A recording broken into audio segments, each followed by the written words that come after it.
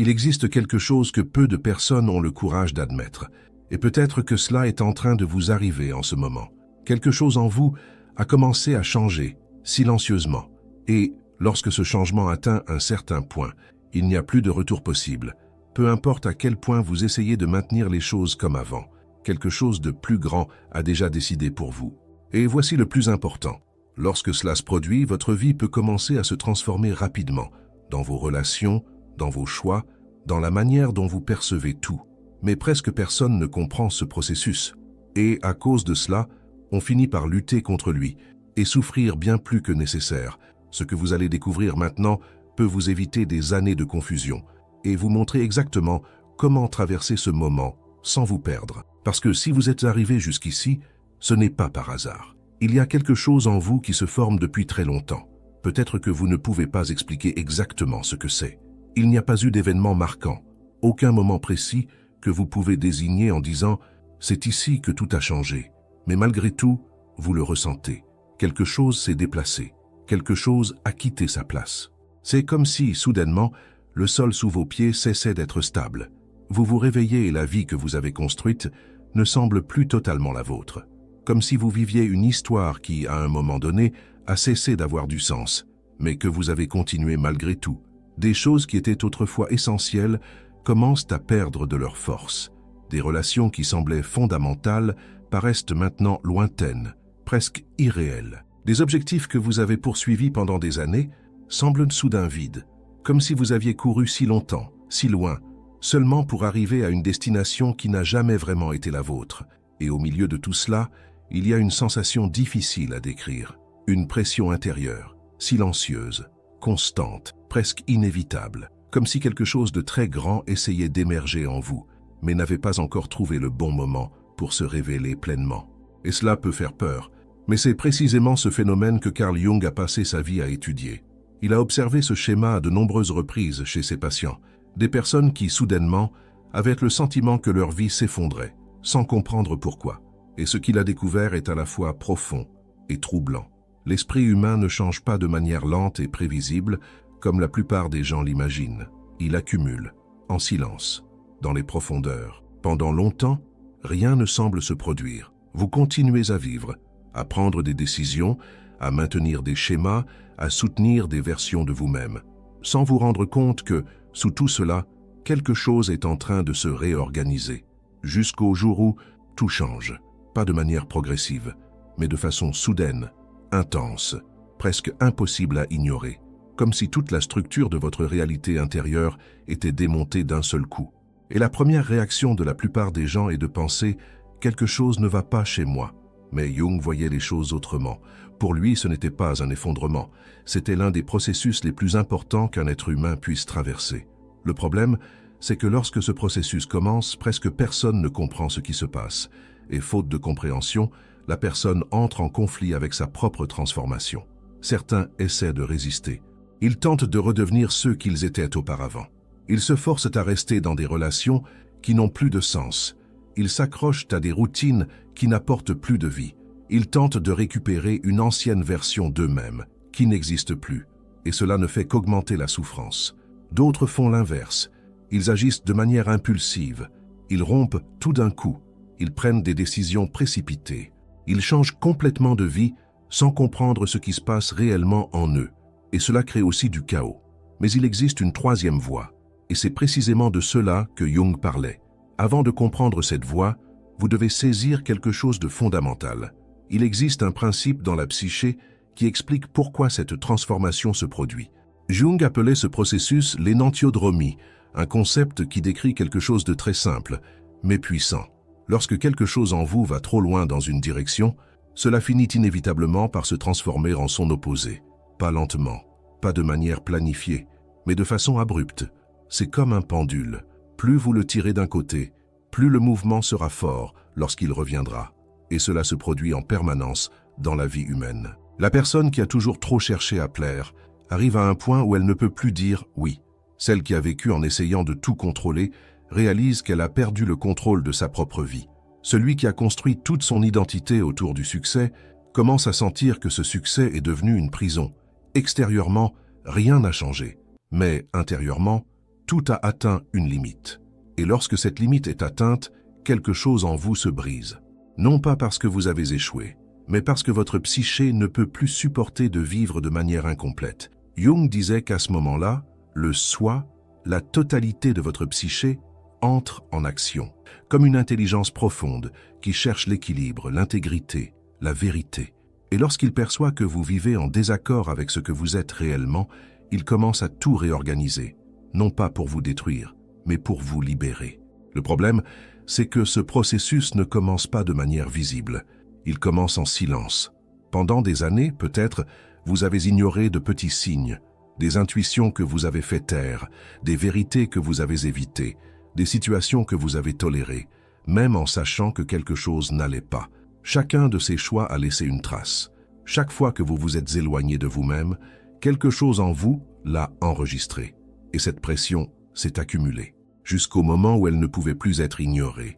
C'est pour cela que lorsque ce changement apparaît, il semble surgir de nulle part, comme un tremblement de terre. Mais il ne vient pas de nulle part. Il était en train de se construire depuis longtemps.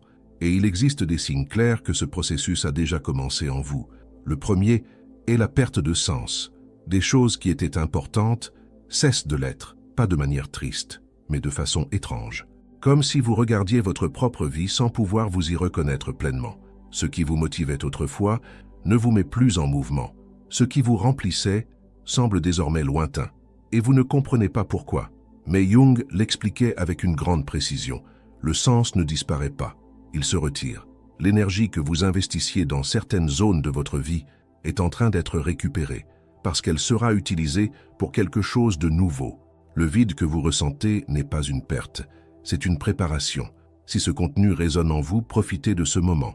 Abonnez-vous à la chaîne, laissez votre like et écrivez dans les commentaires l'affirmation suivante « Je fais confiance au processus de ma transformation ». Cela peut sembler simple, mais lorsque vous le déclarez, vous commencez à aligner votre esprit avec ce qui se passe déjà en vous.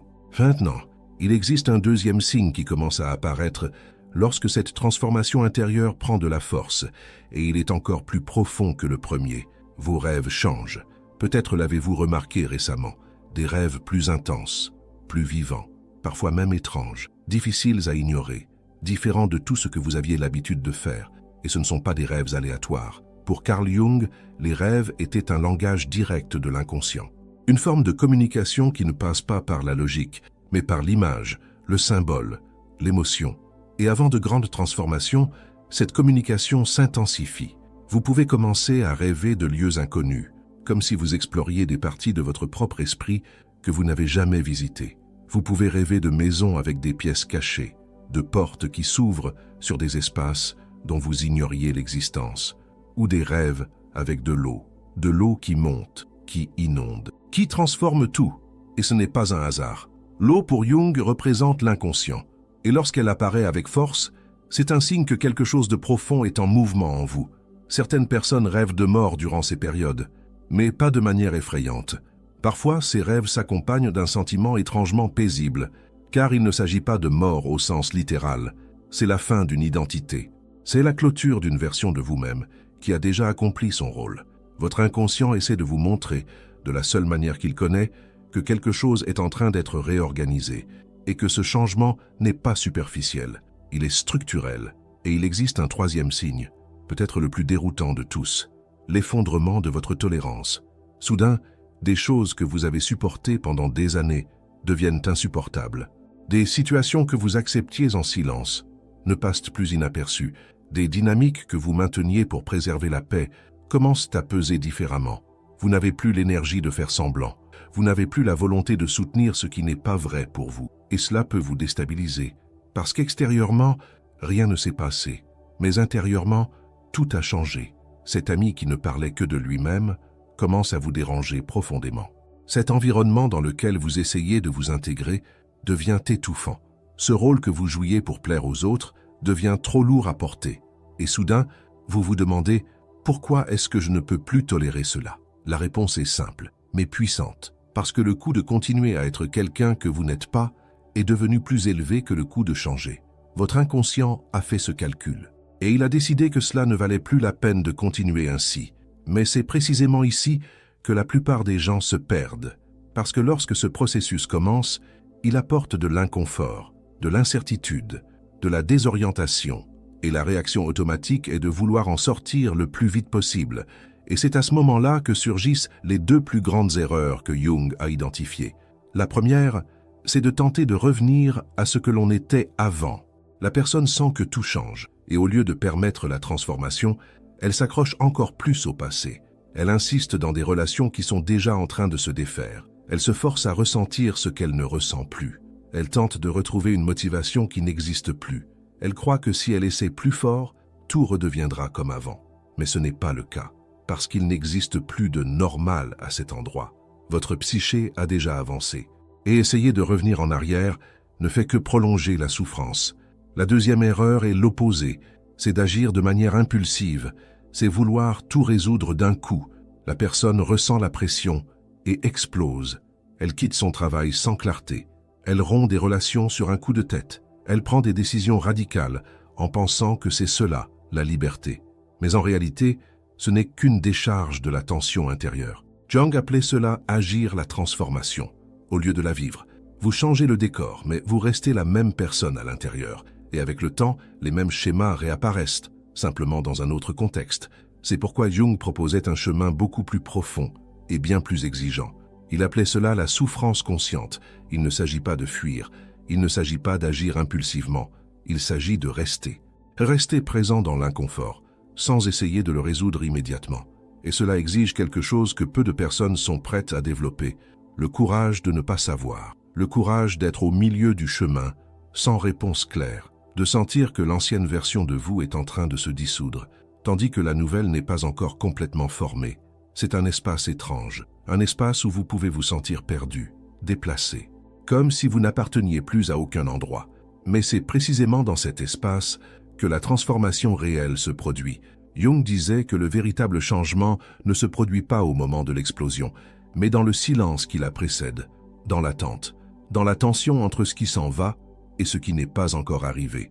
Et si vous parvenez à rester dans cet espace sans fuir, quelque chose de très différent commence à émerger. Ce n'est pas simplement une version meilleure de ce que vous étiez, c'est quelque chose de nouveau, quelque chose de plus vrai, quelque chose qui n'a pas été construit pour plaire, mais pour exprimer qui vous êtes réellement. Et cela change tout, parce que peu à peu, vous cessez de vivre en fonction des attentes des autres, non pas par rébellion, mais parce que quelque chose en vous n'en dépend plus. Vous continuez à vous connecter aux autres, à aimer, à vous soucier, mais vous ne vous adaptez plus pour être accepté. Vous commencez à développer ce que Jung appelait la souveraineté intérieure, une relation à vous-même qui ne dépend pas de l'approbation extérieure. Et avec cela, quelque chose d'encore plus profond se produit. Vous commencez à intégrer des parts de vous que vous rejetiez auparavant, ce que vous cachiez, ce que vous niez, ce que vous jugiez comme mauvais en vous, commence à être vu autrement. Vous comprenez que vous n'avez plus besoin d'être seulement bon.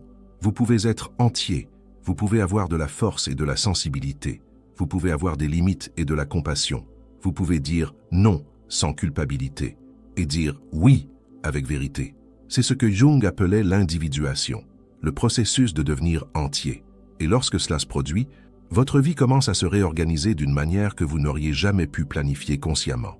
Vous commencez à comprendre que rien de ce que vous avez vécu n'était un hasard. Les douleurs, les erreurs, les détours, tout commence à prendre sens, comme s'il existait un fil invisible reliant toute votre trajectoire. Et ce qui semblait autrefois vous détruire était en réalité en train de vous préparer. Mais il existe un détail important dont presque personne ne parle. Tout le monde ne traverse pas ce processus jusqu'au bout. Car au milieu de cette traversée, beaucoup de personnes se perdent. Et ce n'est ni par manque de force, ni par faiblesse. C'est par manque de compréhension.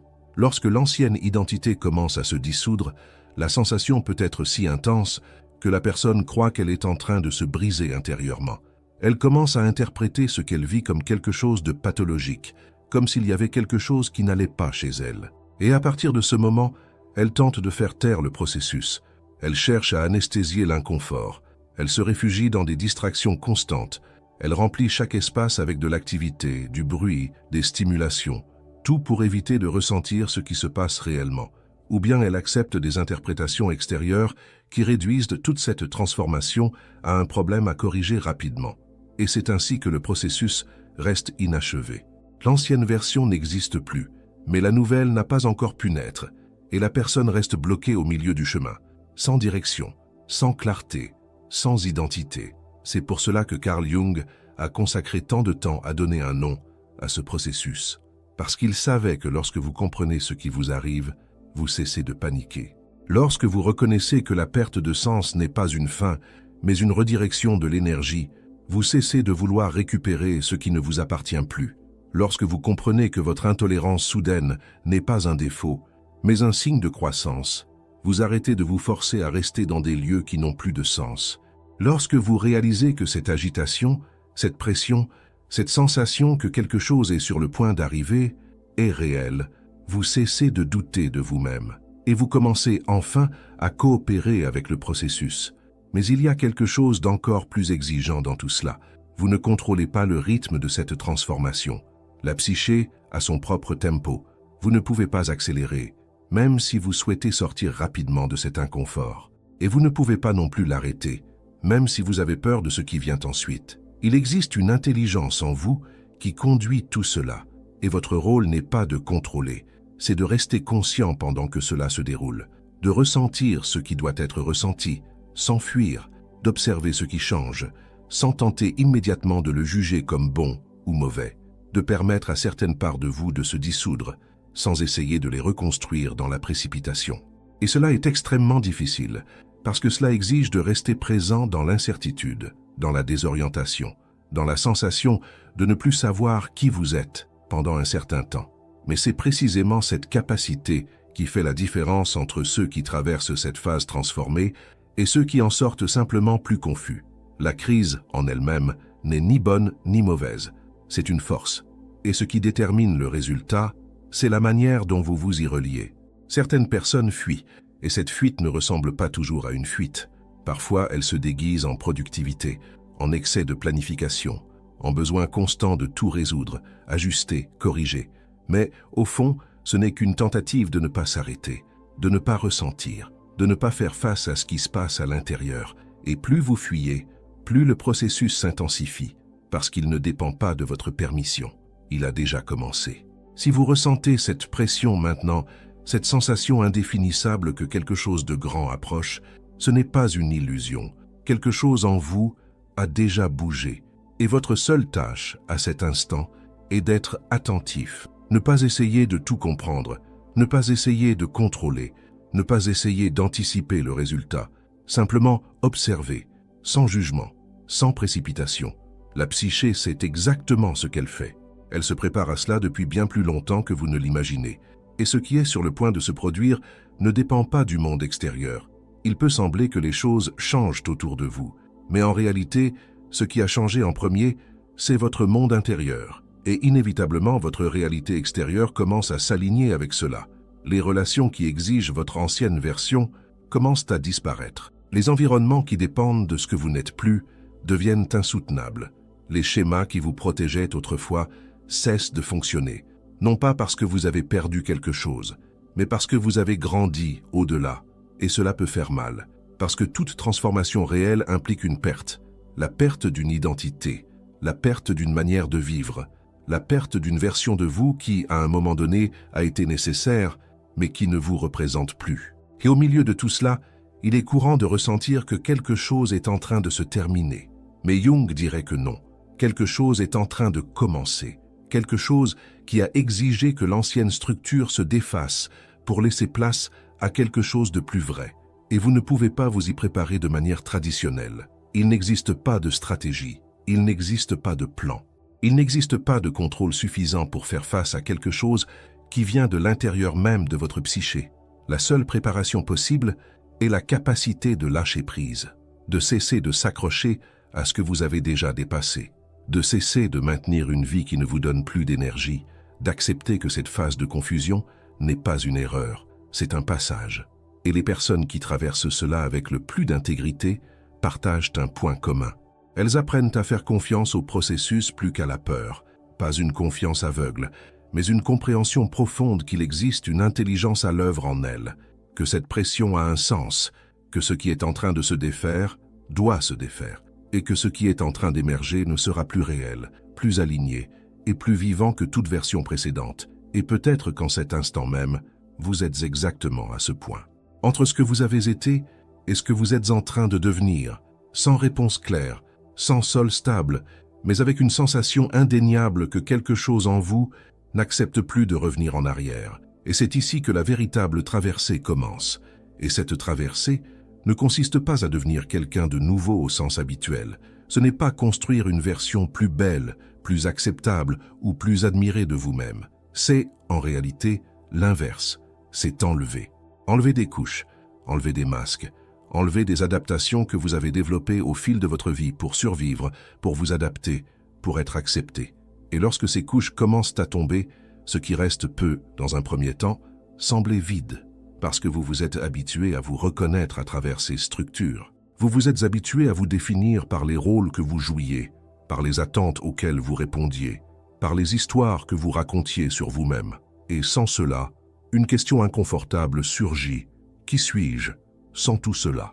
Cette question n'a pas de réponse immédiate. Et c'est peut-être l'un des plus grands défis de ce processus. Parce que l'esprit veut des réponses rapides. Il veut de la sécurité. Il veut reconstruire une identité le plus vite possible pour retrouver un sentiment de contrôle. Mais cette précipitation est précisément ce qui empêche quelque chose de vrai d'émerger. Il existe un temps nécessaire pour que l'ancien se dissolve complètement. Et il existe un temps nécessaire pour que le nouveau commence à prendre forme. Et entre ces deux moments, il existe un espace silencieux, un espace inconfortable. Un espace où vous n'êtes plus celui que vous étiez, mais où vous ne savez pas encore qui vous êtes en train de devenir. Et cet espace, malgré l'inconfort, est extrêmement fertile, parce que c'est là que vous commencez à vous rencontrer réellement, sans effort, sans performance, sans avoir besoin de prouver quoi que ce soit, à qui que ce soit.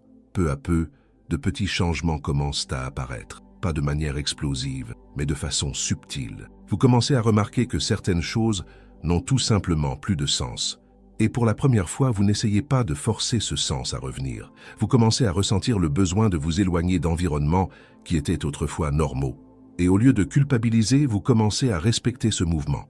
Vous commencez à vous écouter davantage, à prêter attention à des signaux intérieurs que vous ignoriez auparavant. Et progressivement, une nouvelle manière de vous relier à la vie commence à émerger, non basée sur l'obligation, mais sur la cohérence.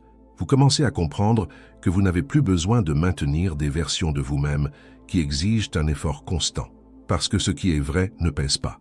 Ce qui est aligné circule.